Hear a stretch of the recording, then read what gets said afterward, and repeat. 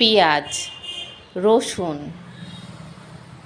আদা আর টমেটো আর আছে ধনেপাতা। এইগুলো দিয়ে কিন্তু হবে লোটে মাছের এই রেসিপি। তো সব মশলা আমি কেটে নিয়েছি, রসুন কুচিয়ে নিয়েছি, টমেটো কেটে নিয়েছি, কাঁচা লঙ্কা চিড়ে নিয়েছি, পেঁয়াজ কুচিয়ে নিয়েছি, ধনেপাতা কুচিয়ে নিয়েছি, আর এই যে আদাটা ঘষে নিয়েছি। তো এই রান্নাটা আজকে কিন্তু দারুণ হয় খেতে, আজকে তোমাদেরকে দেখাবো। এখানে কড়াইটা গরম করে নিয়েছি। এবার কড়াইটা গরম করে বেশ খানিকটা সর্ষের তেল দিয়ে দিতে হবে। তেলটা গরম হোক, তার মধ্যে আমার এই যে ভাত বসানো ছিল, ভাতটাও জল ফুটে উঠেছে প্রায়, এবার একটু নেড়ে দিলাম। তো চলো রান্নায় ফেরা যাক। তো এবার তেলের মধ্যে একে একে মশলাগুলো দেবো। ফার্স্টে দিলাম রসুন, যেটা দিলে রান্নার স্বাদটা কিন্তু অনেকটাই বেড়ে যায়। ফার্স্টে রসুন দিলে ওই রসুনের গন্ধে তেলটা সুন্দর গন্ধ গন্ধ হয়ে যায়। এরপরে দিলাম পেঁয়াজ কুচি, তারপরে কাঁচা লঙ্কা। তো এইগুলো এবার একটু ভেজে নেব, তারপরে আস্তে আস্তে একে একে মশলা আমি অ্যাড করতে থাকবো।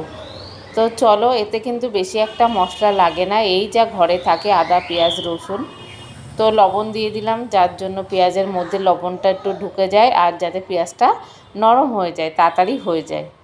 তো এবার আস্তে আস্তে আমি দেব টমেটো দিয়ে দিলাম। টমেটোটা দিয়ে একটু নাড়িয়ে নেব যাতে টমেটোটা সুন্দরভাবে গলে যায়। আর তারপরে এই যে একটু দিলাম লঙ্কা গুঁড়ো, যেটা মানে কালার আসবে, আবার একটু ঝালটাও হবে। তো এই রান্নাটা এত সুন্দর হয় বন্ধুরা, একদিন কিন্তু সবাই ট্রাই করো। একটু হলুদ গুঁড়ো দিয়ে দিলাম। লবণ আর হলুদ পড়লে তো টমেটো পুরো নরম হয়ে যায়, একদম পুরো ঘেটে যায়। তো এই যে মশলাটা এবার এই যে কষিয়ে কষিয়ে নিতে হবে হালকা আছে।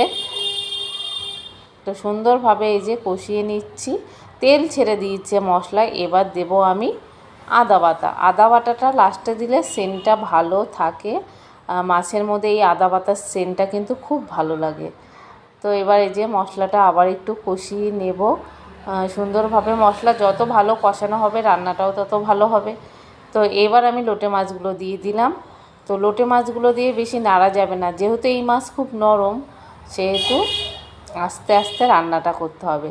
আর আমি গ্যাসের চুলার আঁচটাও কমিয়ে দিয়েছি, কারণ এই মাছ তো খুব নরম, মানে এই মাছ থেকে কষাতে কষাতে যেটুকু জল বেরোবে সেইটুকু জল দিয়ে রান্না করব। তো ওই যে হালকা হালকা জল বেরোনো শুরু করেছে, দেখো জল কিন্তু বেরিয়ে গেছে কতটা, আমি কিন্তু এক ফোঁটাও জল দিইনি। তো এই জলে এইভাবে আস্তে আস্তে নাড়াতে হবে যাতে ভেঙে না যায়। তো চলো আবার একটু ঢাকনা ঢাকনা দিয়ে তারপরে একটু রান্না করে আবার চলে আসছি।